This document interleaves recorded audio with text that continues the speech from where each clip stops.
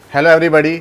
आज का हमारा टॉपिक है no rotational spectra for homonuclear molecules. यानी कि जो होमोन्यूक्लियर मॉलिक्यूल्स होते हैं जैसे कि हाइड्रोजन, नाइट्रोजन, ऑक्सीजन, क्लोरीन, इनमें कोई रोटेशनल स्पेक्ट्रा आपको शो नहीं होता है, इंफ्रारेड स्पेक्ट्रा शो नहीं होता है।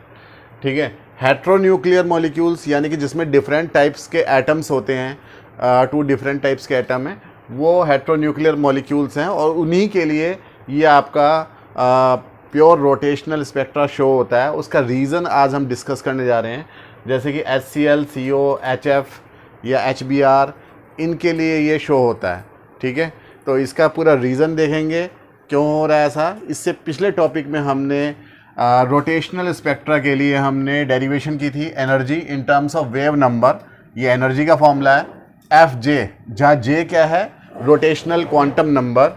तो इसका फॉर्मूला आया था BJ+1, जहाँ B क्या था, रोटेशनल कांस्टेंट था और J की वैल्यू होती है 0, 1, 2, 3। तो इसका मतलब यह है कि डाई एटॉमिक मॉलिक्यूल्स के लिए जो रोटेशनल लेवल्स होते हैं वो क्वांटाइज्ड होते हैं।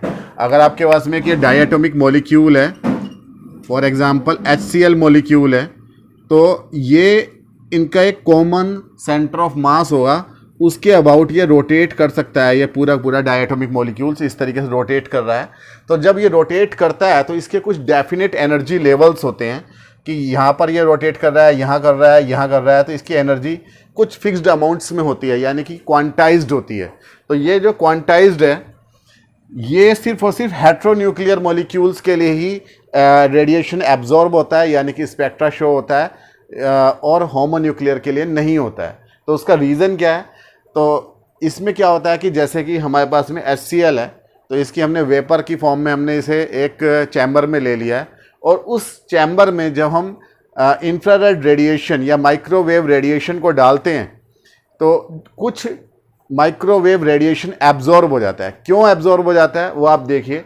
जो माइक्रोवेव या इंफ्रारेड रेडिएशन होता है वो एक तरीके की इलेक्ट्रोमैग्नेटिक वेव्स होती हैं और इलेक्ट्रोमैग्नेटिक वेव्स में आपको पता है 2 चीज़ें होती हैं, इलेक्ट्रिक फील्ड और मैग्नेटिक फील्ड।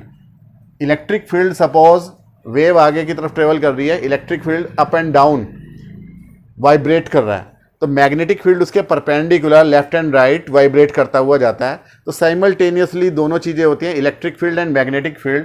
तो suppose at some time instant ये पोजीशन है इलेक्ट्रिक फील्ड की। हमने जो वाई एक्सिस पे हम ले रहे हैं, ये क्या ले रहे हैं, हम इलेक्ट्रिक फील्ड ले रहे हैं, E ले रहे हैं। तो ये इलेक्ट्रिक फील्ड वेक्टर की फॉर्म में है, ऊपर भी जा रहे हैं, यहाँ पर इलेक्ट्रिक फील्ड ऊपर की तरफ जा रहा है और यहाँ नीचे की तरफ जा रहा है, फिर थोड़े से आगे जाके ये ऊपर की तरफ जा रहा है and so on. Electric field में वाइब्रेशंस हो रहे हैं इस पूरे स्पेस में।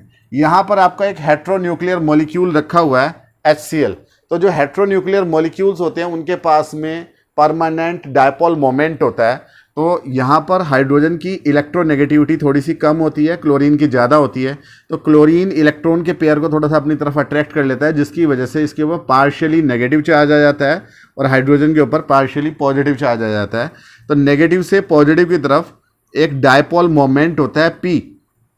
आपने 12th क्लास में भी पढ़ा होगा कि जो डायपोल मोमेंट होता है वो इज इक्वल टू होता है, P इज इक्वल टू होता है 1 charge multiply distance between 2 charges. इन दोनों चार्ज के बीच की डिस्टेंस को हम 2L से डिनोट कर लें अगर हम, तो Q अगर इनका चार्ज हो तो Q मल्टीप्लाई 2L।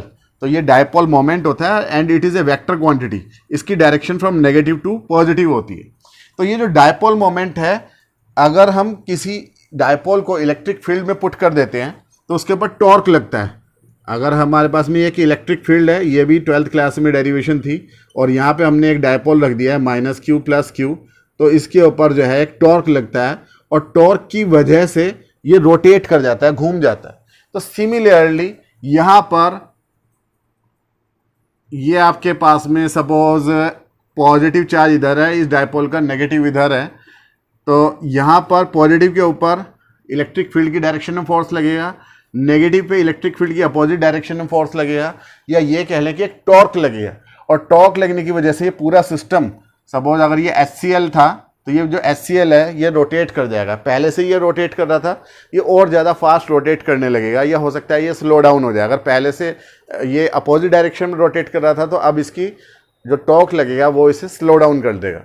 यानी कि यहाँ पर ये जो मॉलिक्यूल है ये इस स्पेक्ट्रा को एब्जॉर्ब कर लेगा, इस पर्टिकुलर रेडिएशन को जो इसके ऊपर अप्लाई हो रहा है।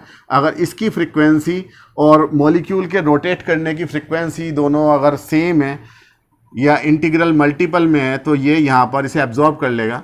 और आपको पता है कि अगर किसी जगह पर कहीं क्रस्ट बनता है तो आफ्टर सम टाइम उसी इलेक्ट्रोमैग्नेटिक वेव में क्या बन जाता है, ट्रो बन जाता है। ये थोड़ी देर बाद की कंडीशन है।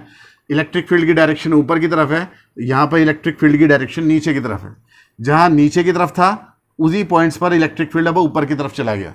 तो यहाँ पर अगर फिर से जैसे ये रोटेट करके ऐसे आ गया है तो अब जो है क्लोरीन यहाँ आ जाएगा, नेगेटिव चार्ज यहाँ आ जाएगा और हाइड्रोजन जो है वो घूम के क्लोरीन की जगह पे यानी कि यहाँ आ जाएगा। तो फिर से इसके ऊपर टॉर्क की डायरेक्शन सेम ही होगी, यानी अब ये उसी डायरेक्शन में रोटेट करेगा। यानी कि कुल मिलाकर यहाँ पर ये इस स्पेक्ट्रा को एब्जॉर्ब कर लेगा, इस इलेक्ट्रिक फील्ड को एब्जॉर्ब कर लेगा और पहले से ज़्यादा स्पीड में रोटेट करेगा। या अगर पहले इसकी डायरेक्शन अपोजिट थी तो पहले से कम स्पीड में रोटेट करेगा। तो इस तरीके से मॉलिक्यूलर लेवल जो है वो जंप हो जाएगा, रोटेशनल लेवल जंप हो जाएगा, या तो नीचे से ऊपर की तरफ या फिर ऊपर से नीचे की तरफ।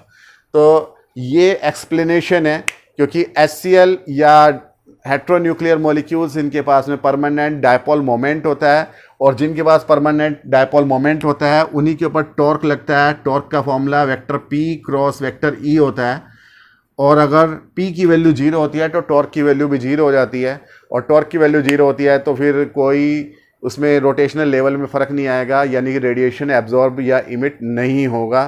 तो this is the reason that heteronuclear molecules only absorb radiation. कौन सा वाला? रोटेशनल रेडिएशन, यानी कि इंफ्रारेड रेडिएशन या फिर माइक्रोवेव रेडिएशन। मिलते हैं नेक्स्ट वीडियो में, तब तक के लिए थैंक यू।